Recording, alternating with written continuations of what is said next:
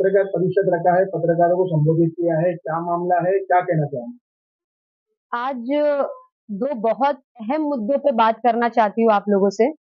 आप लोगों ने पढ़ा होगा न्यूज़ में, न्यूज़ चैनल्स में, प्रिंट मीडिया में, महाराष्ट्र स्टेट बोर्ड जो है वक्फ की, उन्होंने मतलब महाराष्ट्र सरकार ने ये न्यूज़ कुछ दिन पहले आई उससे कि उन्होंने ये घोषित किया कि इमाम जो है ना, उनकी सैलरी हम लोग डबल ट्रिपल करेंगे।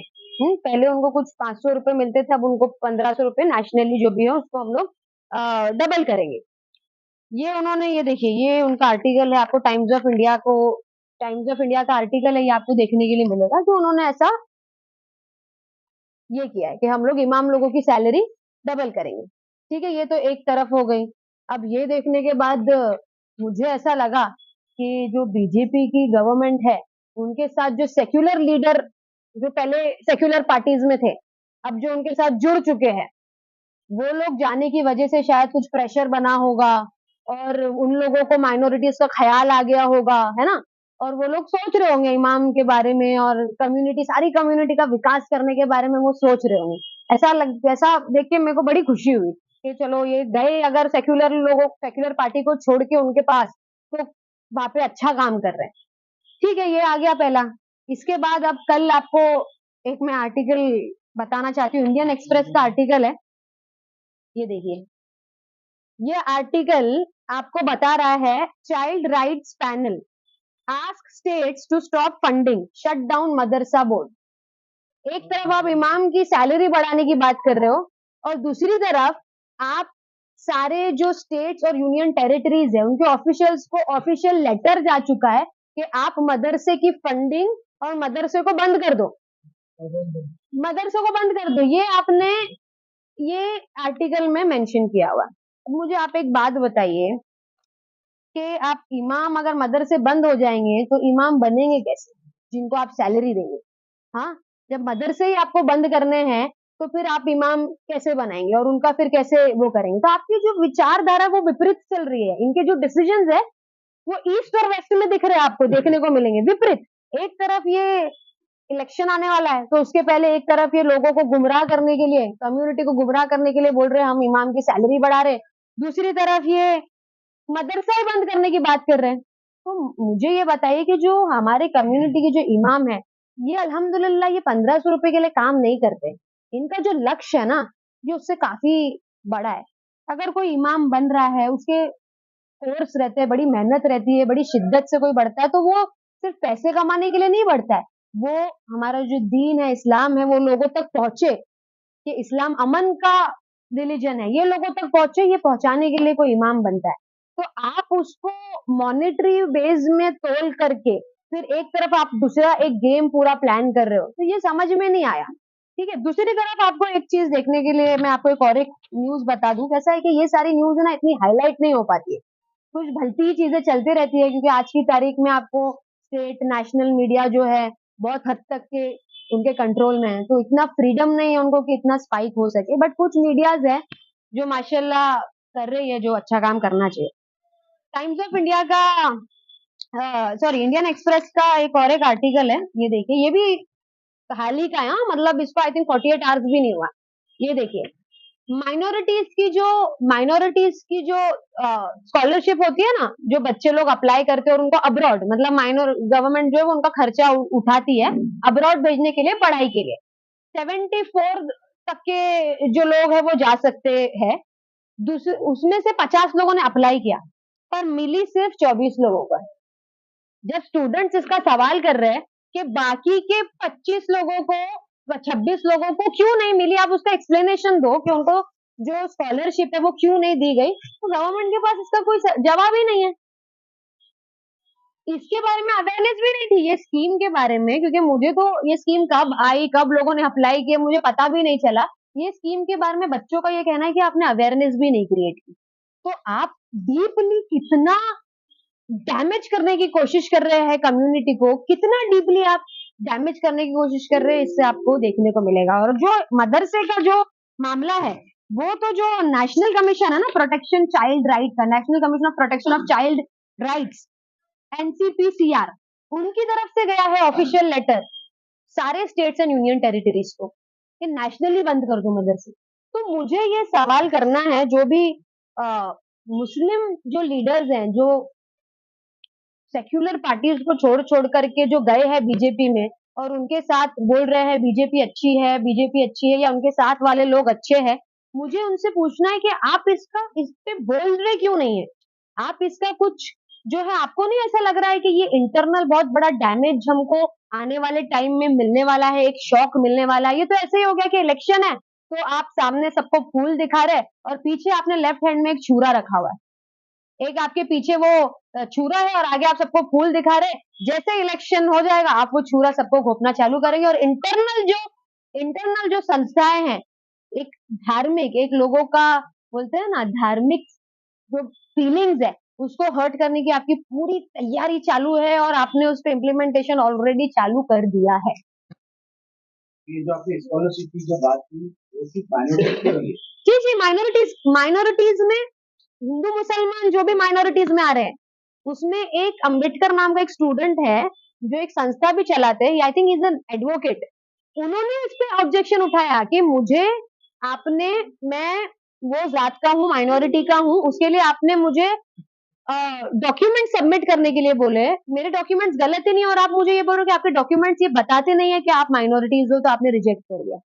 फिर एक मुसलमान बच्चे का भी यही केस है। तो माइनॉरिटीज के सारे जितने भी आते हैं माइनॉरिटीज के अंदर, उसमें से 50 लोगों ने शायद से अप्लाई किए थे, 24 लोगों का आया है, बाकी के लोगों को कोई एक्सप्लेनेशन ही नहीं है। एक्चुअली होना तो 74 लोग को जाना चाहिए, पर इतना इतना इसके अंदर करप्शन है और इस पे कोई आवाज, जब बच्चे इस पे एक्सप्लेनेशन मांग रहे हैं तो उनके पास कोई एक्सप्लेनेशन ही नहीं है इस चीज के लिए। एमपी हमारे यहाँ से थे, हम्म, इस बात पे होगा। अब डिपेंड करता है कि कौन कौन सी पक्ष में है, इस पे आवाज उठानी चाहिए। ये इतना सेंसिटिव मुद्दा है, मैं आपको वही कह रही हूँ कि ये इंटरनली डैमेज कर रहा है, ये इंटरनली डैमेज करने की पूरी तैयारी चल रही है। मुझे ये नहीं समझ में आ रहा है कि जो बीजेपी को सपोर्ट कर रहे हैं, बाकी तो लीडर्स एमपी वगैरह ठीक है, अभी भी जो लोग सपोर्ट कर रहे हैं वो लोग इस पे क्या बोलेंगे? उनका इस पे, उनका दिल नहीं दुख रहा है कि ये कितने, आप मुझे बताइए, इतने हमारे देश में मदरसे हैं, कितने हजारों, मेरे ख्याल से लाखों बच्चों का आप डिस्प्लेसमेंट कर रहे हैं। गवर्नमेंट ये बोल रही है कि आप उनको फॉर्मल स्कूल में हम डालेंगे। अरे आप मुझे एक बात बताइए, इस पे नजर कौन रखेगा कि वो बच्चों को एजुकेशन मिल रही है या नहीं मिल रही है? कौन इस पे क्लॉक रखेगा?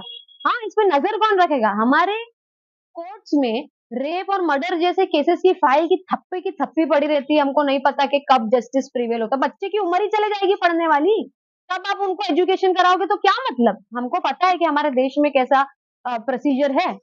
मैडम, ये तो बात हो गई सरकार द्वारा जो है मदरसों को बंद करनी। लेकिन कहीं ना कहीं जो लोग प्राइवेट में अपने घरों में पढ़ा रहे हैं, बच्चों को ट्यूशन दे रहे हैं, उनके भी घरों में घुस करके जो है उनको मारा जा रहा है, पीटा जा रहा है। उसके लिए किस तरह की प्रतिक्रिया? किस टाइप की ट्यूशन? जिस तरह से राबोड़ी साइड में एक घर के अंदर मदरसा चल रहा है, घर के अंदर लोगों को ऐतराज है कि अभी एक पत्रकार भाई ने मुझसे ये सवाल किया था कि लीगल इलीगल पे, अगर आप लीगल इलीगल पे जाएंगे तो हमारे देश में बात बहुत दूर तक चले जाएगी, क्योंकि सारे ही धार्मिक स्थान जो हमारे देश में है, बहुत सारे स्थान लीगल और इलीगल है। बहुत सारे स्थान है लीगल और इलीगल। अरे कितनी सारी फॉर्मल स्कूल्स भी इलीगल और लीगल है भाई। आप मदरसे धार्मिक स्थानों को क्यों लीगल और इलीगल का ही सिर्फ बोल रहे हो? बहुत सारी ऐसी स्कूल्स है जो लीगल और इलीगल है।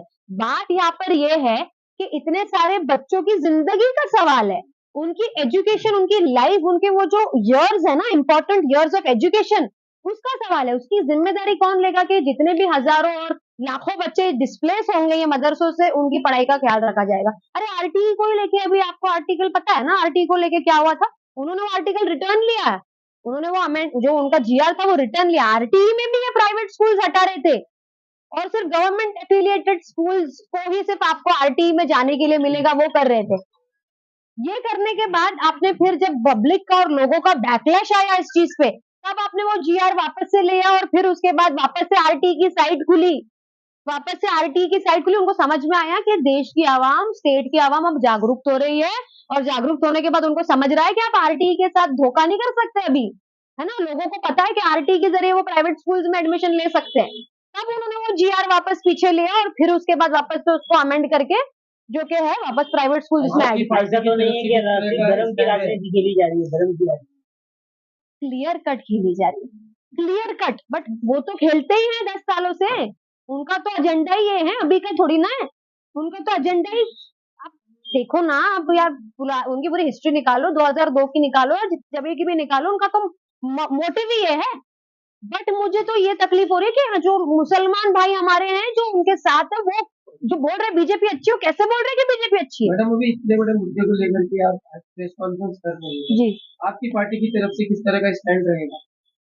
देखिए, मैं फिलहाल ये कहना चाहती हूँ कि अभी ये मुद्दा आया है, मैंने इस पे समझी कि मैं मीडिया के ताल्लुकात से लोगों को इसके बारे में अवेयर करूं, लोगों को इसके बारे में अवेयरनेस होगी। जैसे आरटी के ताल्लुकात से बैकलैश हुआ था तो इनको वापस लेना पड़ा, वैसे ही इंशाल्लाह इस पे बैकलैश करेंगे हम, और इनको ये चीज जो है, ये इलेक्शन के टाइम पे भी ये माहौल थोड़ा सा करने की कोशिश करते हैं।